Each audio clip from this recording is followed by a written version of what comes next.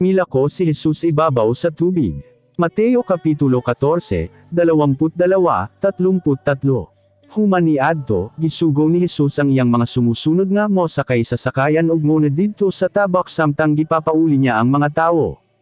Sa dihang nakagikan na ang mga tawo mitungas siya nga naginusar didto sa bukid aron mag-ampo.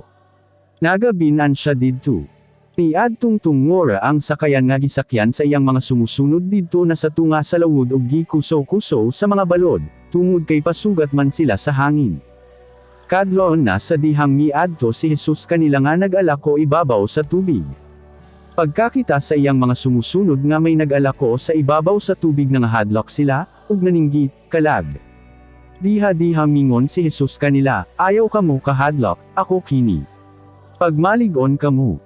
Anya mingon si Pedro, Ginoo, kon ikaw kana, paanha ako diha kanimo nga maglako asab ibabaw sa tubig.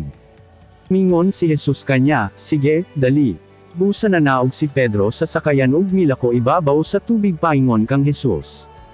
Apan sa dihang namatikda ni Pedro nga kusog ang hangin, nahadlok siya ug inanay siya nga naunlod.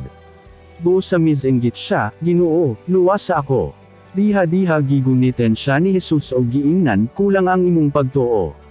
Ngano bang nagduha-duha ka man? Sa pagsakay nilang duha sa sakayan hunong dayon ang hangin.